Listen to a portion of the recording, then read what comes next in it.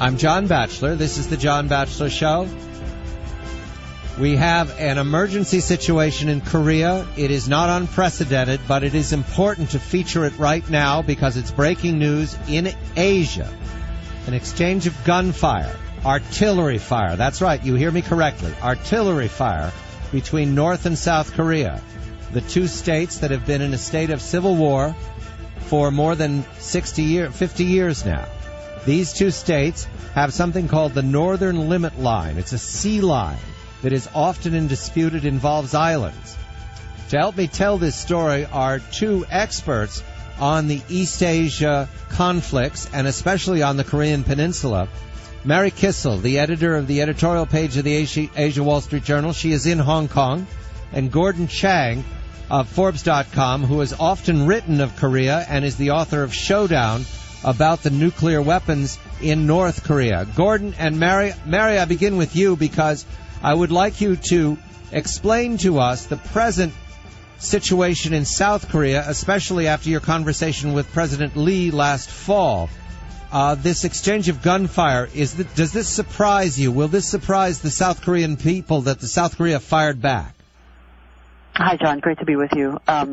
Well, first, we should say this is a breaking story, so we don't have all the information that we need yet to talk about specifics on this particular clash.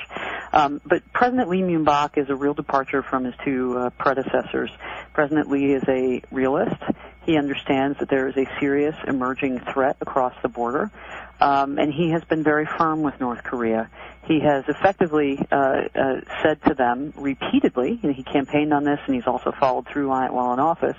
He said, if you verifiably give up nuclear weapons, we will develop your country. We will give you the equivalent of a Marshall Plan. Of course, North Korea doesn't want this because the minute that they accept, any sort of transparency or aid from the South or any other country, the people will start to understand the conditions that they're living in the North, and the regime will collapse.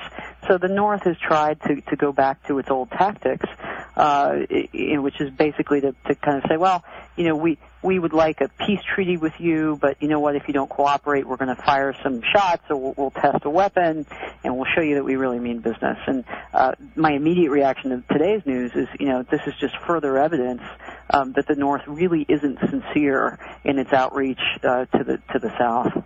The Joint Chiefs of Staff have made this statement, what we have so far, and Mary, is very good to remind all of us that in war, the first three reports are wrong. So we're just moving with the information that's up now. This is out of London, that the first shots were fired by the North at 0900 local time, which is 000 GMT. That's about 8 o'clock at night, East Coast time, and it's about 9 a.m. in the morning where Mary is in Hong Kong. That immediately called for a response from the South, and a Seoul presidential official told the news agency on condition of anonymity that the military fired back in response. The exchange was between North fired first, South fired back. Gordon, good evening, Gordon. This exchange by South Korea, and Mary's just made the excellent point that this is a departure from the previous regime. We've watched North Korea for at least 10 months in the succession crisis. How does this suit the Kim regime in the succession crisis for the dying dictator? I think that essentially North Korea and the Kim regime is trying to see how far they can press South Korea, because as Mary points out, there's a new administration in the South. It's much tougher than the two previous administrations, and they really want to see how far they can get. And really what they've been doing is essentially negotiating with gunfire. And correctly, Lee Myung-bak has fired back, showing the North Koreans that he is not going to be bullied. Unfortunately, the North Koreans were able to bully the two previous presidents, and that has not been good for either South Korea or its neighbors. Mary, there have been disputes like this over the last decade several times through several administrations. However, this is the first time we believe that the Kim regime has been in question. To your knowledge, does China get involved in this? Do they just pop off and then everybody makes phone calls to Beijing? You know, it's so hard to tell because there's just so little transparency. And I'm not just talking about a lack of transparency to people like me in the press corps. You know, we're talking about a lack of transparency between China and the U.S. government. Nobody really knows, you know, who they're talking to or what the level of communication is.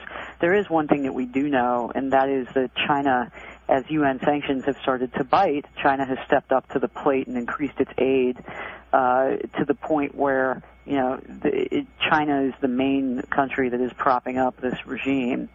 You know, China wants the status quo. That's what we're gathering. They don't really want refugees flooding over their border. They don't feel particularly threatened by the North because they don't believe that the North would launch a nuke against China.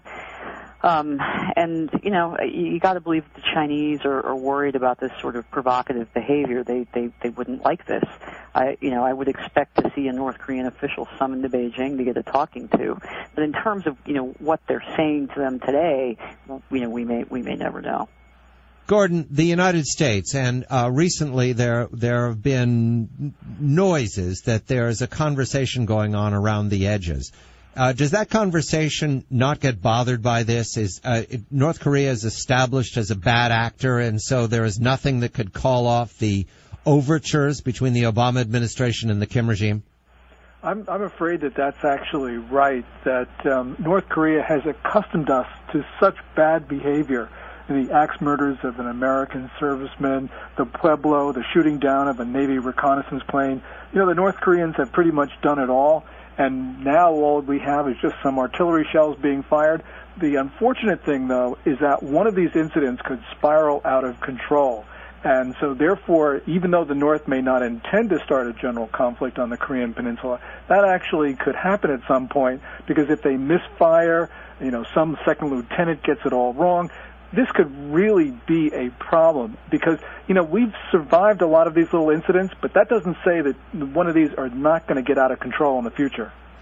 This is very fresh. I'm just checking the websites. I'm speaking to Mary Kissel of the Asia Wall Street Journal. She's the editorial page editor. She's in Hong Kong at her office.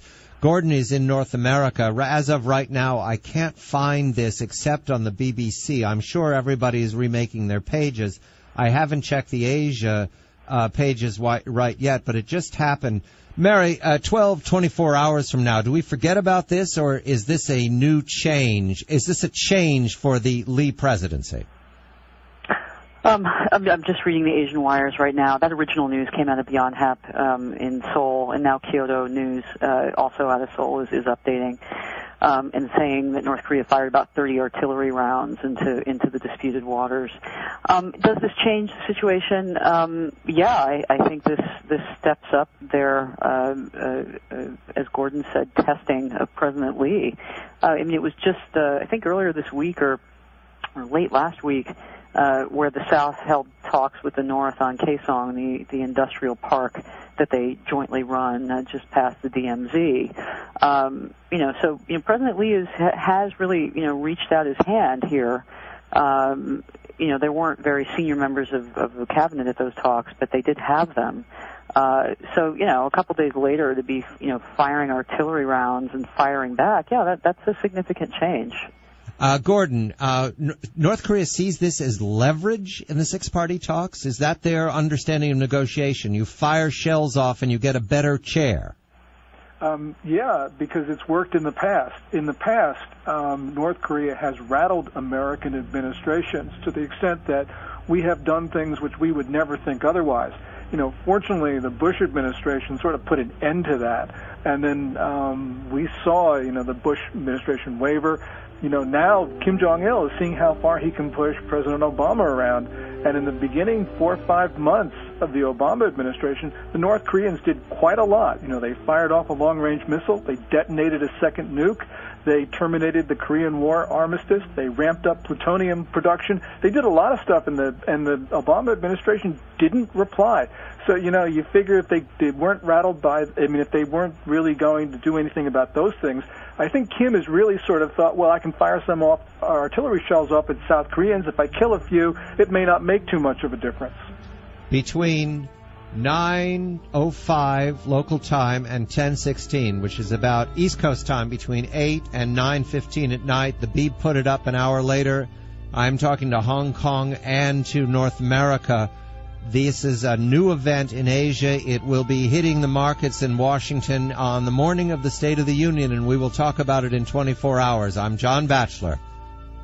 30 shells from the north, 100, perhaps as many as 100 shoreline Vulcan cannons from the south. The states remain at war.